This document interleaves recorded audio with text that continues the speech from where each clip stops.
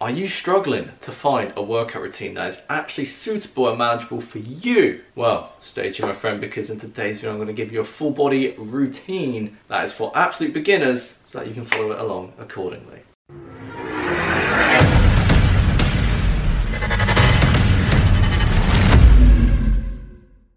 Crew members, welcome back to the channel friends. How you doing today? It's great to see you back here on the channel. But if you're watching this video and you're not on board the Gain Strength Express, you need to do so, my friend, by subscribing to the channel and turning on post notifications, because if you're new to body training calisthenics, this is your home of bodyweight strength training. So make sure to hit that button and turn on that bell. Right, so we're going to kickstart this workout by getting our good old body a set of resistance bands and perform assisted pull-ups. And here we're going to teach our nervous system and gain the proper movement patterns required to do proper pull-ups. And what's important with band pull-ups is, firstly, you actually pick the right band that gives you a suitable intensity. So for example, if it's too heavy, it's simply going to be too easy for you, so there's going to be no strength or muscular adaptations to regrow stronger.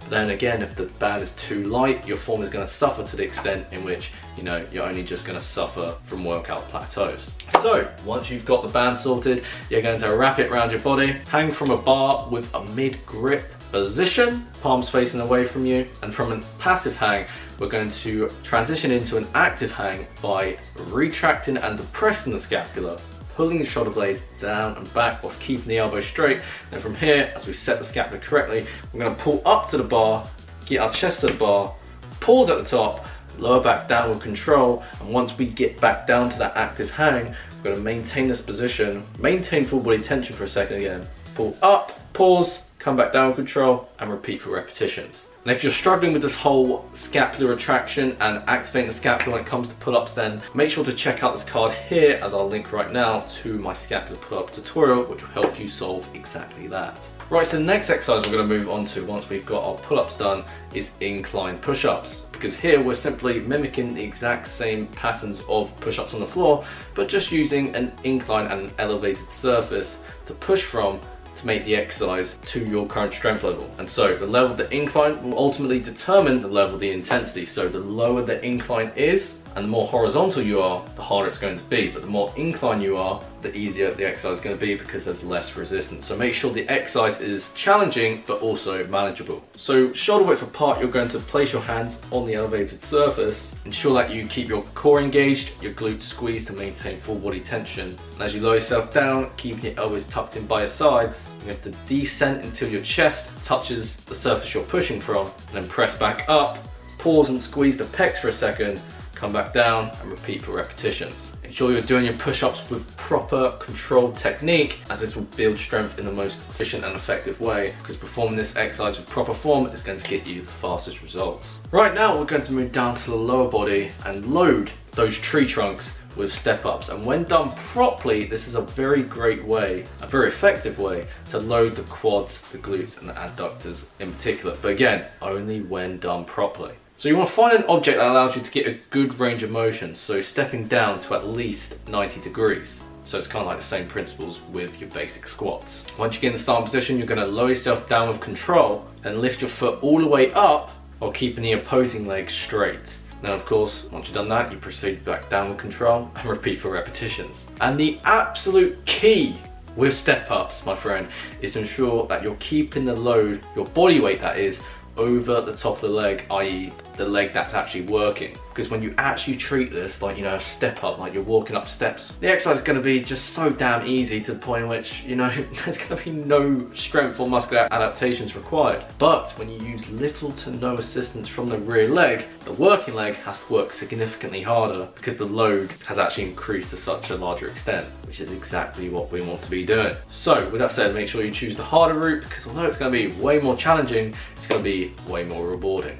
Once we finish step-ups, we're going to move on to a support to downward dog variation. And so this is almost like a bodyweight version of a track free raise. And if you aren't aware of what the track free raise is, a fantastic exercise to strengthen the shoulder girdle, improve overhead mobility and increase stability all at the same time. So again, it's a big bang for your buck. As we start from push-up position, shoulders over the wrists, and externally rotated. With straight arms, we're going to push the shoulders to raise the arms overhead into a downward dog position. Open up the shoulders and allow the hips to raise up towards the ceiling, and then control yourself back down to the starting position, i.e. the push-up support hold. And again, the absolute key of this exercise is to ensure that all the pulling, all the work is coming from the shoulders and the traps specifically. You do not want to push from the hips or the feet, because you're just going to take all the load off the shoulders and completely scrap away all the benefits and gain the benefits that this exercise provides. So again, throw your ego out the door and do the exercise with proper form. This exercise can be done with your legs wide in a straddle position, but if you fancy for an added challenge, you can keep your feet in together, and if you're still pretty comfortable with that, whilst ensuring you aren't cheating the exercise, you can put your feet up on an elevated surface to further load the lower traps. Moving on, we're going to do front planks to strengthen the core, and this is potentially one of the best exercises you can do as a beginner, because you're building core strength in a functional way that will largely carry over to other compound exercises, specifically in bodyweight training. So if your elbows resting on the floor around shoulder width apart and your fists clenched together, push your body off the floor into scapular protraction with your body resting on your elbows. And from head to toes, you want to keep the body tense and straight like a plank, as the name suggests, and keeping the core embraced throughout. Going back to the scapula, you want to ensure the scapula remains protracted and depressed, because shrugging the shoulders inwards to keep up the intensity of the exercise is going to put unwanted strain on the shoulders and the traps. In addition, you also need to ensure you're squeezing your glutes tight by maintaining a posterior pelvic tilt, because if you're arching the back into an anterior pelvic tilt, the exercise again becomes so much easier but far less rewarding. The exercise can actually be progressed by narrowing your base of support and also shifting your body weight backwards. So instead of your shoulders being in line with your elbows, you come back, lengthening the lever to the point in which your nose is the one in line with the elbows. Ensure you maintain good form standards and put in genuine effort in order to gain the results you desire. Next up, we got bent arm side planks. Again, this is a great core strengthening exercise, and also building strength in the lateral chain and hitting and targeting commonly weak muscles that tend to be neglected through standard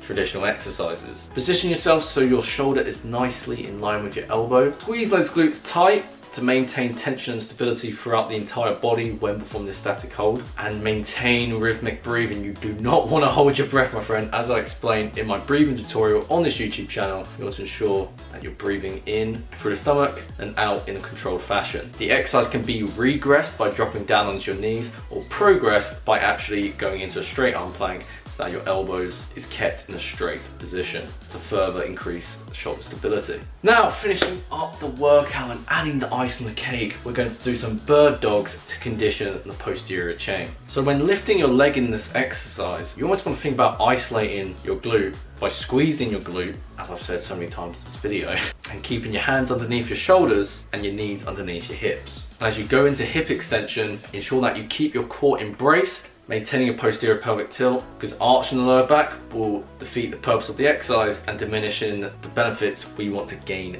from it. And as you raise one leg back, you raise and lift the opposing arm up. At the same time, pause, slow yourself down with control, and repeat on the other side for equal repetitions. So when it comes to structuring this routine, of course, you want to do it based on your current strength standards, your goals, all that good stuff. But as a good rule of thumb, I'd recommend 3 to 4 sets of each exercise for 6 to 12, maybe even 15 reps, and then resting 1 to 3 minutes between your sets. And so, with that said, if you enjoyed this video, you like my content, you enjoy watching every single minute and every single second of this video, then make sure to give this video a thumbs up and comment down below that this video came with good hand to you, especially if now you're giving this routine a try and you're actually gaining results from it. I'd love to hear that, because you know, that's what I'm here to do. And so, with that said, as that's enough for me today, I hope you enjoy the rest of your day, my friend, and as a crew member of the Gains Train Express, keep moving